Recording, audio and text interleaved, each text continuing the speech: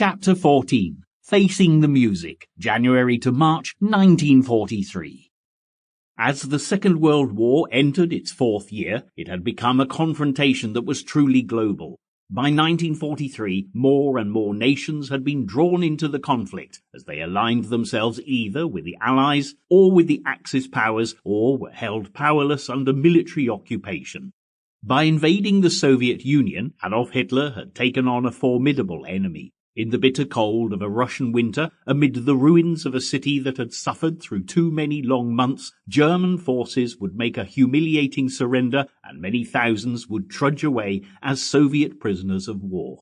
The loss of Stalingrad proved a turning point as the Red Army was emboldened to begin a new push against the German occupiers, reclaiming their vast nation piece by piece.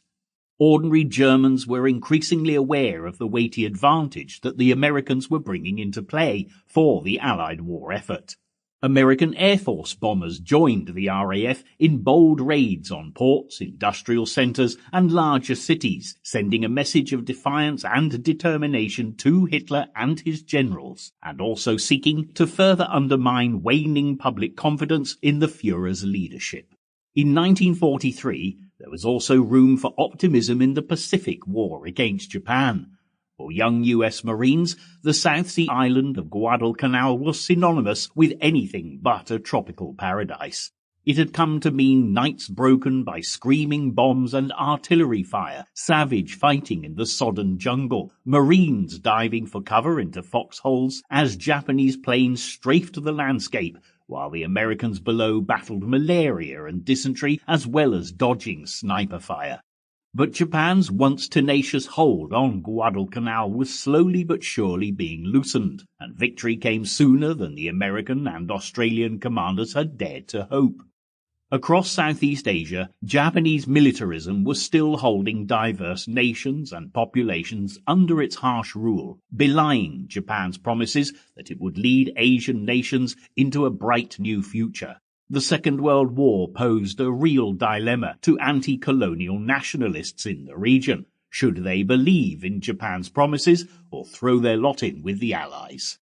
However, the often barbaric treatment of local populations by their new Japanese overlords helped settle the matter, and colonialism definitely seemed the lesser of two evils. What's more, America's President Roosevelt was carefully building a relationship of cooperation with China, a nation at war with Japan since 1937.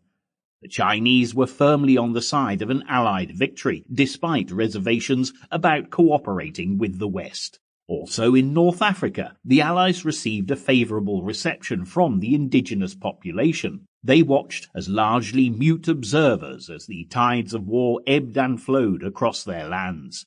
A clash between European titans was being acted out, thankfully, was largely fought in the barren deserts beyond their cities.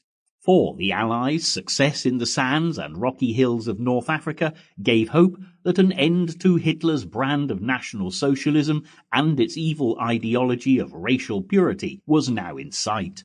As 1943 began, the US and British troops that had made surprise landings along the coast of Morocco and Algeria at the onset of winter were still attempting to push eastwards, hoping to link up eventually with the forces under British Field Marshal Bernard Montgomery.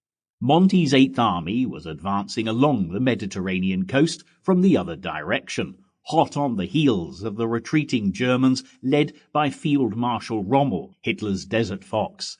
Montgomery's hard-won victory over Rommel's forces on the desert battlefield at El Alamein in Libya had been a huge boost to British morale.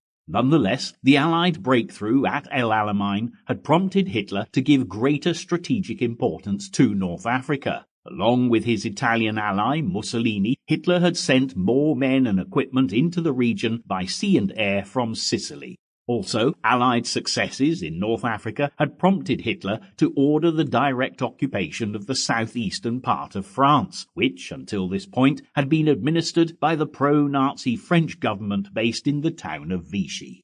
All France was now directly under the iron hand of the Nazis, and most of the rest of Europe was either under direct Nazi rule or was ruled by governments that had fallen into line with Hitler.